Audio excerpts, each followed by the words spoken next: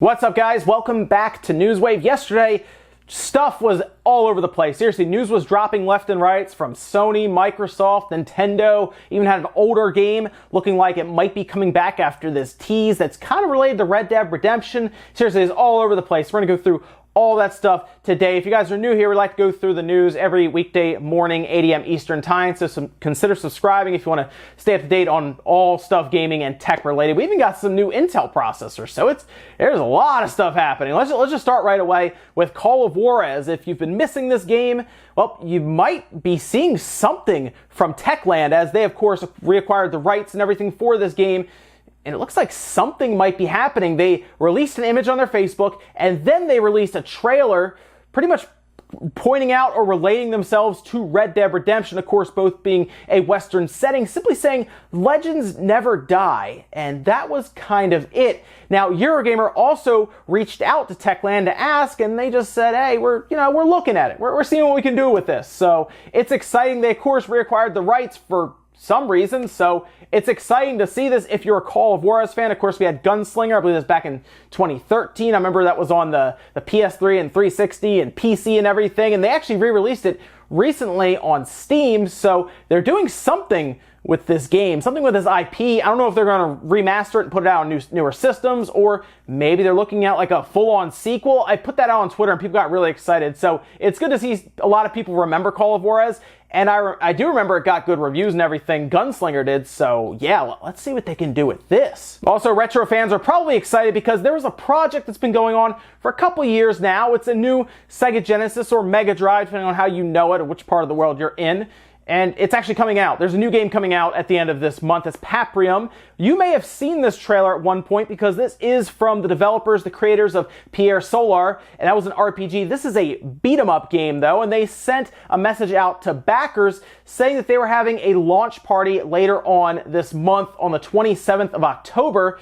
And they're going to start, I guess, trying to fulfill orders, as they say, starting as late as October 30th. So it looks like it's done, it's ready to go, and they're going to be shipping these. The thing about this game that's very interesting, it's been going on for years. It sounds like they were having some trouble in the background with this game, and some people who are big retro fans were kind of pointing out things in the trailer that they didn't think the Sega Genesis was capable of. It was stuff that they didn't think was actually feasible on actual hardware, because of course this is going to be an actual cartridge you could pop into your system. Well, it looks like we're not going to have to wait much longer, especially if you're a backer. You probably got that email and you probably got really excited that this thing is finally getting delivered to your house. So I'll be curious when gameplay videos and stuff start popping up, because fanatics for the retro scene are going to be looking all over this thing to see how they did it, and if it is how they presented before, right? Or I guess it gets that quote-unquote downgrade for a Genesis game. We'll see. And if you missed it, Fallout 76 got a ton of gameplay out there. Trailers were dropping left and right, and then we also had different people's takes on it, and just raw gameplay. I think GameSpot put up like 50 minutes of 4K footage recorded with the Xbox One X, and I watched through most of it, and there are some concerns that I think a lot of people started to point out. If you go and look at like the ratings, the likes, dislikes, you can tell people, they're not too happy because the performance isn't very good. This is a game that I want to see how it's going to run on the base Xbox One after seeing how it was running on the Xbox One X. Some really bad frame rate issues in there where it would stutter and drop badly into what looked like single-digit frame rates, and just some stuttering and just parts. I almost thought it froze. It's obviously a Fallout game. Listen, Fallout 4 didn't run spectacularly on the Xbox One and the PS4 when it came out.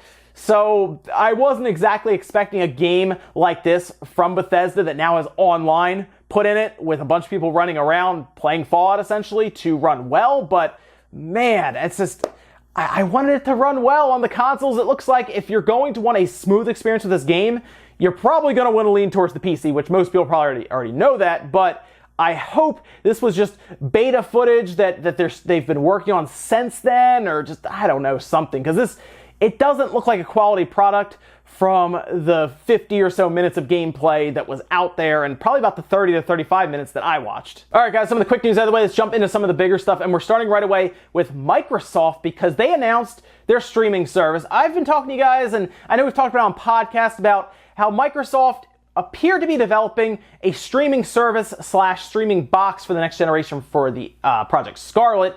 That we know they're doing a traditional one. There's probably some sort of streaming device, as we're now seeing their streaming service announced, and it's actually going to work for touch interface devices like your iPhone, your iPad, your Android devices. It's probably going to work on browsers and everything as well. Probably going to work on all types of computers. Remember, Microsoft wants to reach 2 billion gamers. Billion gamers, yeah.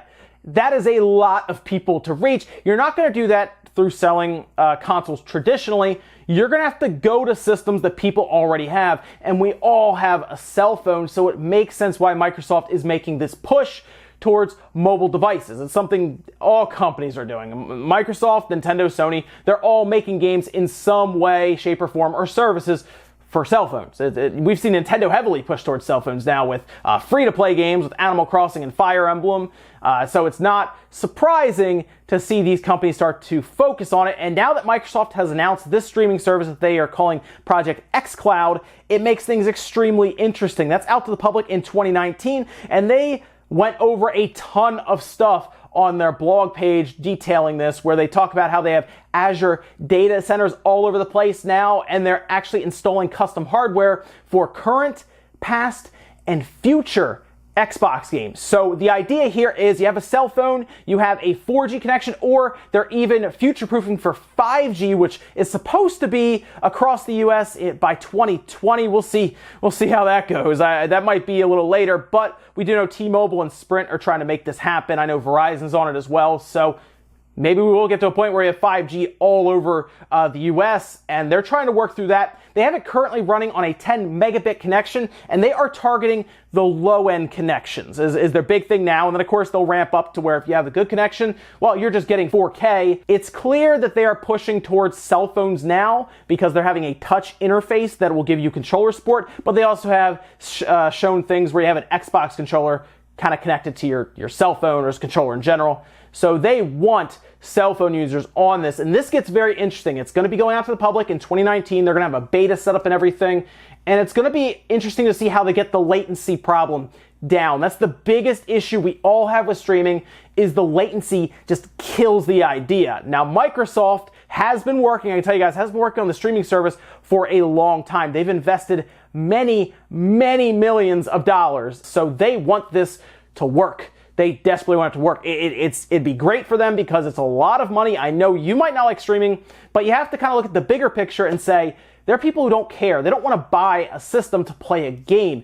The console, the hardware, is not only the most expensive part for these companies to make, it's also the biggest barrier of entry, the biggest barrier in the way for people to play certain games, whether it's, I don't know, Spider-Man that just came out or a new Halo game comes out.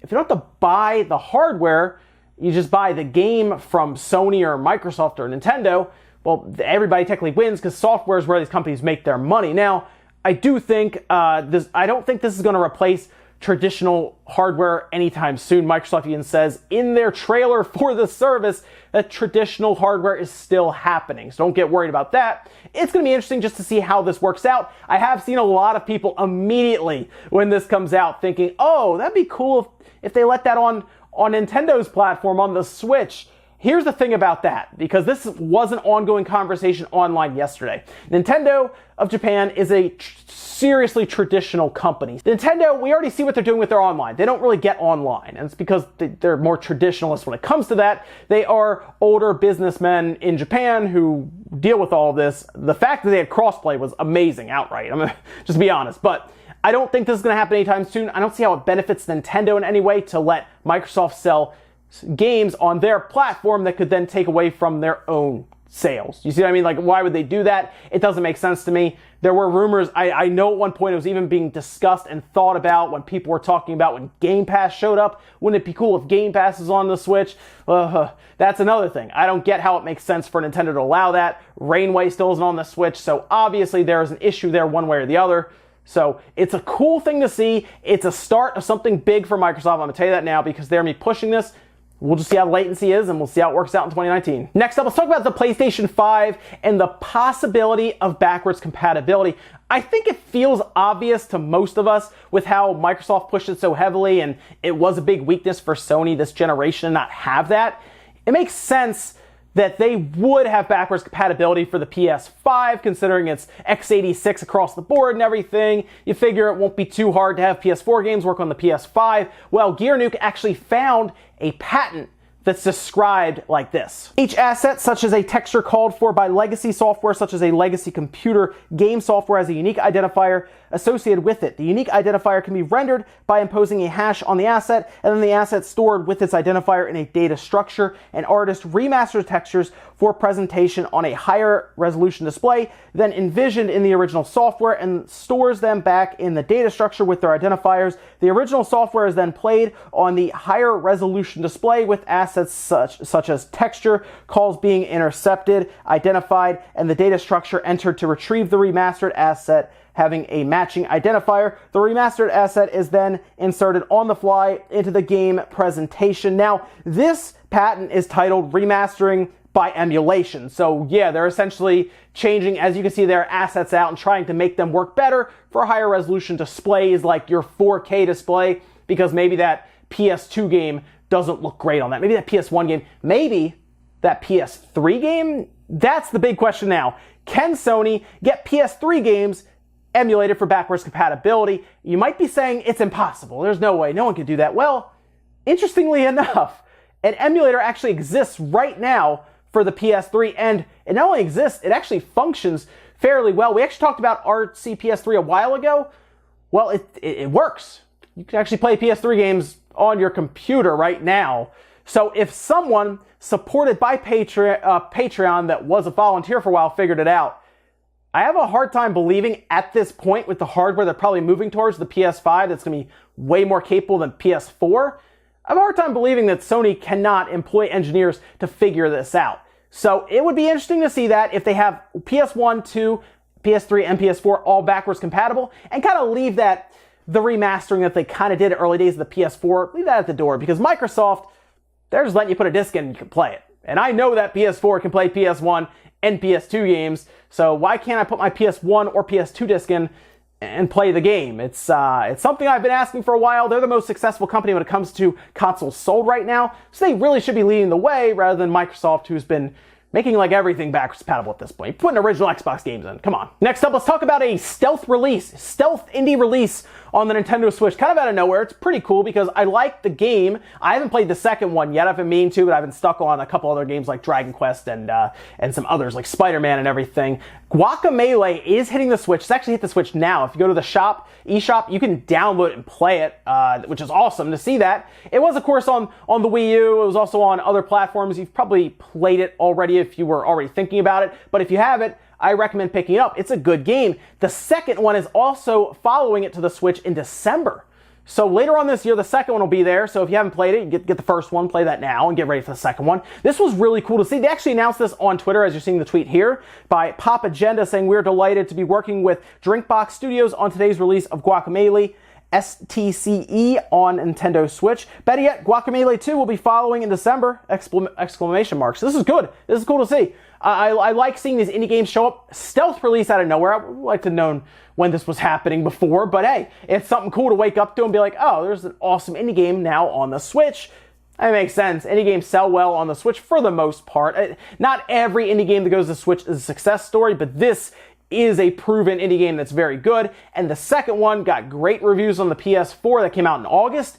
So I feel like it's just going to do well on the Switch and just get this studio just more money.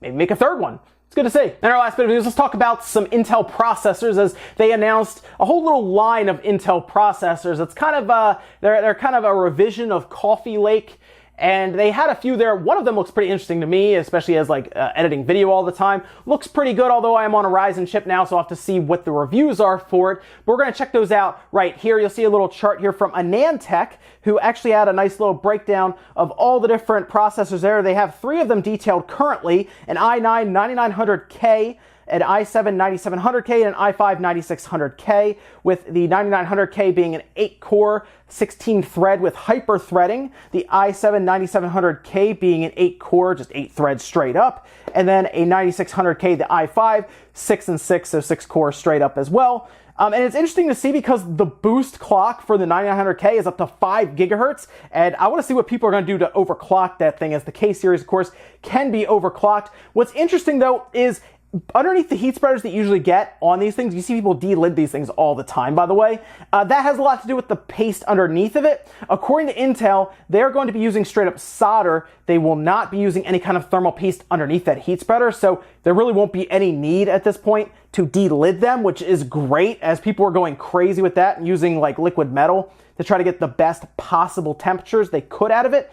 And these are all able to be pre-ordered right now, and they look to be shipping October 19th, so not too long. And the one that I was saying that looks the most interesting to me is that 9900K at just under $500, an 8-core 16-thread, and of course their instruction set is much more efficient generally than the AMD chips. So I'll be looking at that chip just to see how the reviews are. I do want at least a decent performance boost in things like video editing. They do say it's the ultimate gaming chip, which I kind of believe them when it comes to that. That looks like a pretty solid chip, and the price isn't too bad. Seriously, just under $500 for a chip like that is looking pretty good. The Ryzen chips are still cheaper, but we'll see what these reviews come out and show us, and if there is a noticeable just jump in performance compared between the 900K and say, what are we on now, 2800X, it's going to be very intriguing, and yeah, I might look into it if it will give me better performance for the next computer that we build here. Ladies and gentlemen, that's going to do it here for Newswave. If you enjoyed this video, guys, hit the like button, really helps out. If not, hit the dislike. Leave comments down below about everything we talked about today, whether it's the PlayStation 5 backwards compatibility. What do you think about that? Do you think it has to come out and has to at least be compatible with PS4 games? And maybe they'll still sell the PS1, PS2, and PS3 stuff. Let me know about all of that. If it comes out and it doesn't have backwards compatibility, is that an issue? And do you see that as a big problem for PlayStation? In your eyes, anyway. Are you going to be turned off by that? Also, what about Microsoft's streaming service that they're set up now? Is that big for them? Or are you interested in streaming if Microsoft can get that latency down? I'm very curious. Thank you so much for watching, guys, and I'll see you next time.